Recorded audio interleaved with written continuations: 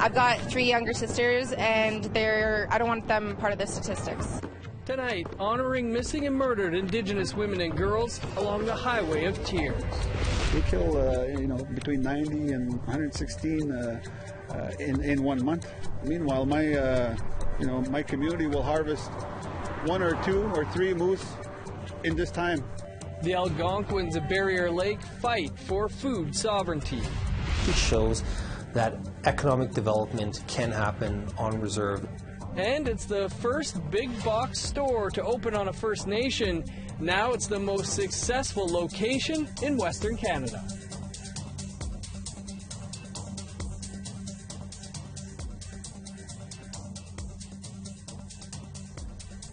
Good evening, I'm Dennis Ward. Welcome to APTN National News. Sunday was a day for honoring and remembering murdered and missing Indigenous women and girls.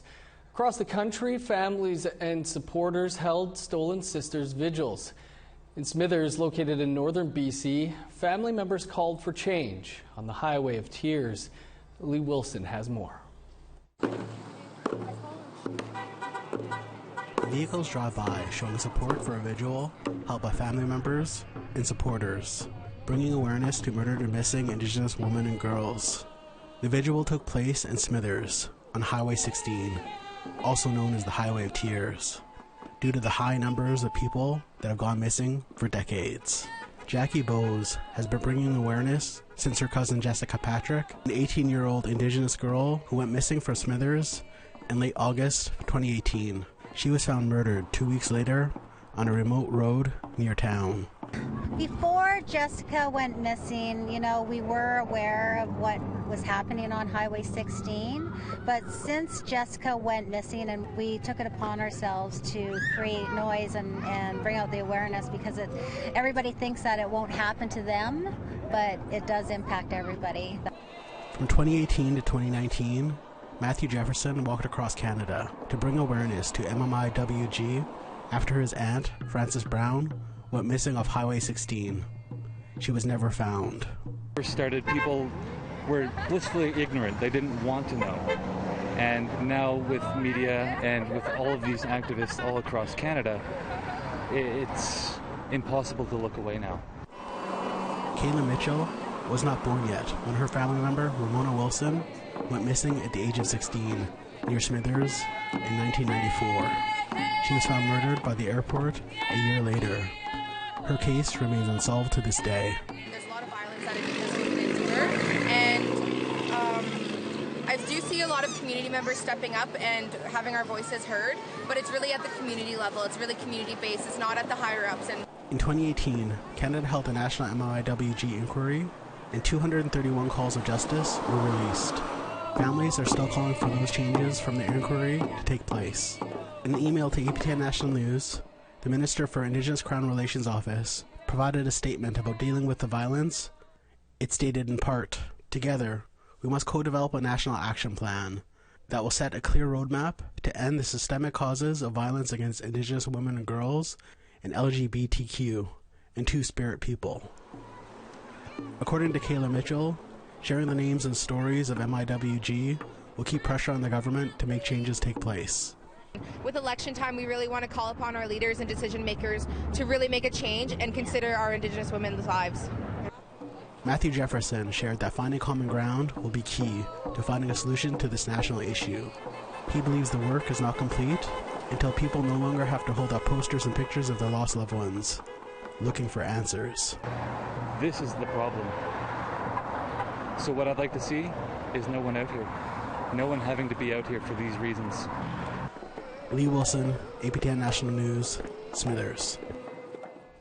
The Ontario Native Women's Association has released a report to the federal and Ontario governments outlining recommendations for a national action plan towards missing and murdered Indigenous women and girls. Jamie Pashagumscum has more. Thanks, Dennis. The report is titled Reconciliation for Indigenous Women and Girls, Changing the Story of Missing and Murdered Indigenous Women and Girls. It consists of 13 recommendations to systems such as health care, social services, and justice. The recommendations stem from the lived experiences of over 5,000 Indigenous women, collected by the Ontario Native Women's Association over the past 50 years. Recommendation number 1 is that the safety of Indigenous women and girls be at the center of a national action plan in terms of dismantling barriers and systems that harm. Another recommendation is restoring the roles of Indigenous mothers and a complete realignment of a child welfare system with a shift from risk and crisis response to the prevention and support services. One of the key themes in the report is that Indigenous women are at the center of their families, they're at the center of their communities, and they need to be at the center of a national action plan. They say the work needs to begin and end with Indigenous women. The full report can be found on the Ontario Native Women's Association's website. Back to you, Winnipeg. Thanks, Jamie. Joyce Echaquan was laid to rest in her home community of Manawan this afternoon. At around the same time, Quebec Premier Francois Legault stood up in the National Assembly to apologize to her family and loved ones. While Legault repeated his intentions to combat discrimination against First Nations, he avoided using the term systemic racism when describing what happened to Echaquan at the Joliet Hospital. Indigenous Services Minister Mark Miller faced the media this afternoon. He once again expressed his disgust at the circumstances that led to Joyce Echaquan's death in a Quebec hospital. Miller was asked how Indigenous people are supposed to trust healthcare systems when they have failed them repeatedly in the past and present, especially if a vaccine against COVID is developed and sent to First Nations. Miller stressed that Indigenous leadership and health officials will be consulted before then. Ottawa is in no position to impose things to Indigenous peoples and let that decision be theirs. But that means an exceedingly more intense amount of engagement and communication with communities as we ask them to trust us where we have failed them before. And that's a tall task for those involved in deploying an effective vaccine, which is intended to keep people safe.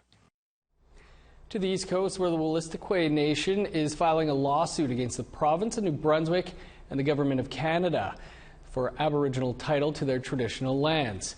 This after years of failed negotiations with governments. The chief of the 6 Wolastoqey communities gathered in Fredericton for the announcement. The claim is for traditional unceded territory that consists of western New Brunswick. The chiefs say they are now seeking a return of land or compensation, but a right to decide how the land is used and who will benefit. Chief Ross Purley said the government has profited from their resources. From the royalties and the taxes that they collected, well, our people, we suffered. We suffered while others got wealthy. To step aside for a quick break, and then we'll take a deeper look at the ongoing efforts to stop sport hunting in Algonquin territory.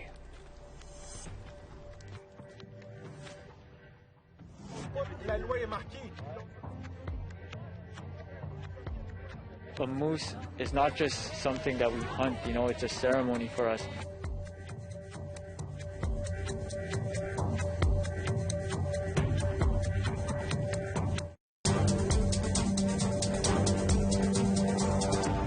Welcome back. Human rights group Amnesty International is calling on the federal government to discuss a 5-year moratorium on moose hunting with the Algonquin in Barriere Lake, Quebec. The Algonquins say the population will be decimated if sports hunters continue at their current rate.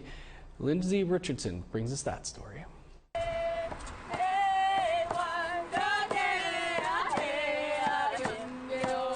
A moose is not just something that we hunt, it's a ceremony for us. It's something that we do because that's, as an Anishinaabe people, that's who we are.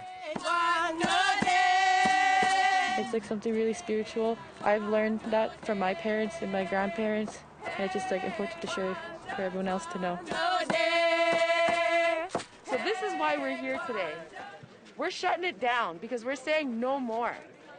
You may not want to listen to us, but now you have no choice. Some people actually leave the meat there and just bring the antlers and bring the hide. Our people don't do that. Our people need that resource. We need that to eat. They're coming in all directions right now. So I would expect that this gets resolved in a timely manner. you know, because this is a very dangerous, escalating situation.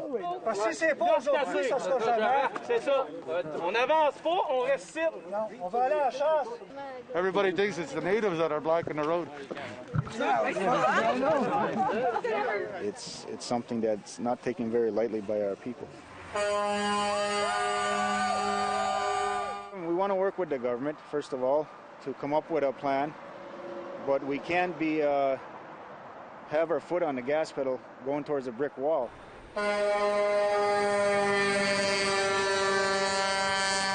Nestled deep within one of the richest wildlife reserves in Quebec is the Algonquin territory of Barriere Lake. It's small, population about 700.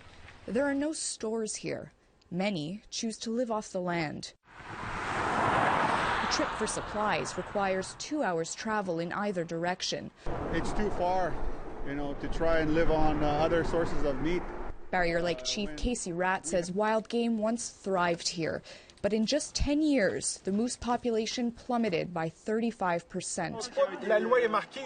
Quebec opted to issue fewer tags to hunters in 2020, saying a moratorium is, quote, by no means considered. Minister Pierre Dufour says current numbers are concerning, but not critical. Especially around this time, I mean, they kill, you know, between 90 and 116 in 1 month. Meanwhile, my community will harvest 1 or 2 or 3 moose in this time. Elder Linda Thomas says the moose were given to people by the Creator, and for them, the animal represents food sovereignty. The collective of Algonquin communities agree. Without a 5-year pause on sport hunting, the moose will disappear. It was a mutual agreement between the moose and the Anishinaabe and the Algonquin people. And right now, we still respect that. But other groups, unfortunately, Quebec and CPAC do not have that same respect for the moose and the wildlife. White Duck says one hunting outfitter is already taking the Algonquin Nation to court over their decision to block access to trails leading into the bush. 9 camps are now spread out along the stretch of Highway 117, monitored by police. The camps themselves are peaceful. Children play here. Adults sit by the fire, drinking coffee. It's still crooked. Some finish crafts. I tan moose hides. I teach the kids how to tan. It's very important to pass on the traditional knowledge on that. But they're here to keep hunters out. And in the last few weeks, they've been facing more resistance. One woman rammed a demonstrator with her car. Another man threw a moose leg. As a pressure tactic, they blocked the highway for 2.5 hours. They're reportedly taking boats and planes to access the hunting grounds. But mainstream media focuses on one thing: Indigenous rage. They should show the whole story and not just clips or something that perceives to make First Nations people look aggressive or whatnot. They should tell the whole story, what's behind it. You know, there's reasons why our people react the way they do. Corey Jerome is one of the many demonstrators who's been logging the events on the ground through his own videos, including one incident where a forest ranger was allegedly caught filming the camps from a ditch. You were heading right there, you watch a little girl piss. That's perverted! It's a stream, please. They're doing this, that just to make us mad, and it's just going to get worse before it gets better. Provincial police would not confirm whether charges were laid in any of the above incidents, only that a few minor incidents were looked into. CPAC said the forest rangers patrolling the wildlife reserve have shown exemplary professionalism and have avoided confrontation with demonstrators. Intimidation continues. When a moose leg again was thrown at one of the camps, they made the best of it. I'm not sure, I didn't ask him. The leg itself is roasted, marrow eaten, tendons, hooves, and hide all used. Nothing this precious goes to waste. I don't like to say it this way, but you know, this is their grocery store. This is how they live. This is how we've always lived. And that's just non-native hunters, that's what they don't understand. They think we hunt and hunt for sport just to fill up our freezers. We take what we need. they drive the roads with antlers on their truck to represent their value of the antlers. Not the meat, just the antlers. And do you eat antlers? Amnesty International doesn't mince words. They say this is a human rights issue, and in a letter call on the feds to intervene. Quote, it's clear provincial and federal ministers need to firmly defend the role of Indigenous people in decision-making that concerns them. They also need to lend support to Indigenous peoples when they're confronted with negative reactions. Amnesty says the Algonquin Nation's actions prove they are leaders in conservation. Letters of support from other First Nations and provincial party leaders say the same. With weeks left in hunting season, there's risk of more confrontation. But Charles Ratt says if nothing is done, the reserve's ecology could be changed forever. You could go in any direction and identify how it would affect. You know, it would affect, of course, our people. It would affect the predators. Therefore, it would affect the smaller animals as well. You know, right down all the way down the line of the ecosystem. You know, right to the vegetation and everything else. For now, the government is offering to reimburse hunters who bought tags for La Vérendrye and who've not been able to access the bush. But the Algonquin Nation says the camps are not coming down without a workable plan to ensure moose numbers go up. Lindsay Richardson, APTN National News, Barriere Lake, Quebec. Time for another quick break. And then we'll take a look at the booming business the Tsuut'ina First Nation is seeing at its new Costco store. And it really, the sales are phenomenal as a result of the great access and also the underserviced market in Southwest Calgary.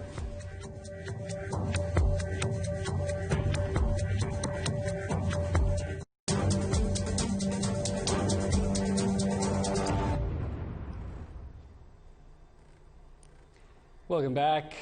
Autumn is just a couple of weeks old, but the season's palette of special colors is already getting into full swing. On a recent assignment to Halawater First Nation north of Winnipeg, our reporter/host Brittany Hobson could not resist pausing to take these shots of Grandmother Fall getting into her full autumn regalia. These pictures were taken on the Anishinaabe community in Treaty 5 territory on the east side Lake of Lake Winnipeg. Just to let you know, your photo of the day can be our photo of the day. Send us what you got, share at aptn.ca, and we'll do our best to get them on the air. Well, fall is quickly turning into winter in some parts of the country. Here's a look at Wednesday's weather forecast. Starting on the east coast, showers in 16 for Halifax, 15 and partly cloudy in St. John's, 8 in Nain, 2 in Kuujjuaq. 14 with showers for Montreal, 12 and rain in Saguenay. 15 with rain for Ottawa, 13 and showers in Sault Ste. Marie. 13 and showers in Thunder Bay, 11 with rain for Sioux Lookout. 0 with a chance of snow in Churchill, rain and 6 in God's Lake. 15 and sunny in Winnipeg, Dauphin, and Gimli. 16 under the sun in Regina, 14 in Saskatoon. 2 with a chance of snow in Uranium City. In northern Alberta, 9 with showers for Fort McMurray, 12 and rain in Grand Prairie. 10 with showers for Edmonton, 21 under the sun in Lethbridge.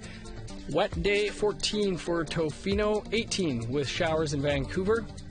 7 in Dease Lake, 11 and rain in Prince George. +1 with snow for Old Crow and Rock River, 7 in Whitehorse. 4 with a chance of snow in Yellowknife, a chance of snow in a high of 5 for Wrigley.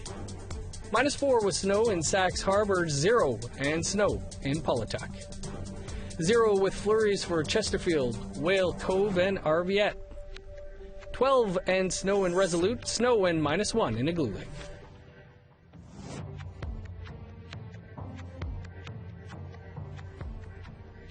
It's been about a month since Costco opened its doors on the Tsuut'ina First Nation in Alberta. It's the first time the big box store opened on First Nation land. And according to Costco, it's the most successful location in all of Western Canada. Tamara Pimentel has more. This is how Keith Smallboy starts off every workday. prepping to open the tire shop at the new Costco on Tsuut'ina Nation. It's a way to build a career, because there's not many of that out there for us Indigenous and the youth. So we both understand that being here is a great opportunity. I declare this Costco now open. This Costco opened in August.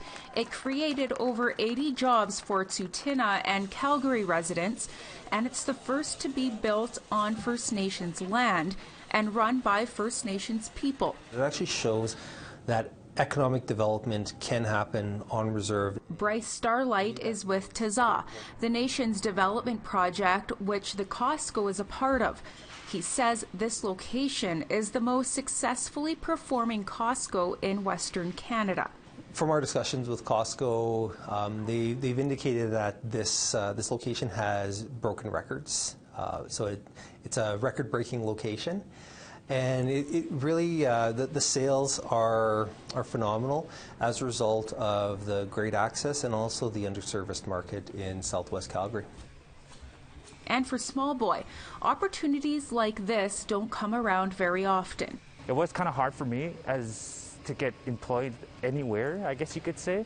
He says it gives Indigenous youth hope, builds confidence and community spirit. People here, this Costco specifically, they're really tuned to like helping Indigenous thrive. You know, I have a good manager who's really wants me to see me with a white shirt. I think it's really important that we do have opportunities like this as much as we can on each reservation.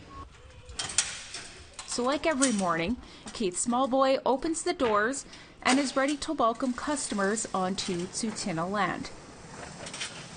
Tamara Pimentel, APTN National News on the Tsuut'ina Nation. Congrats on the new store and success.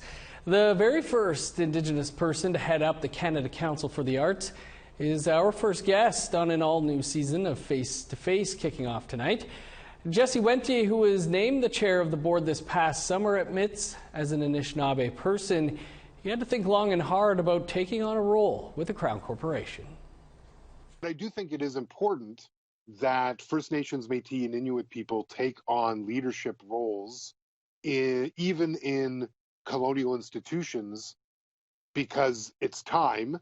And these places do affect us in our lives. And so we, just as any other Canadian, have a right to have the opportunity to help govern and set the agenda for these sorts of places. And you can watch that entire episode of Face to Face as we kick off our 7th season in a little less than 2 minutes' time right here. That is all the time we have for your APTN National News for this Tuesday. For news anytime, visit our website, aptnnews.ca, and download the APTN News app. I'm Dennis Ward. Thanks for tuning in. Face to Face is next. Have a great night.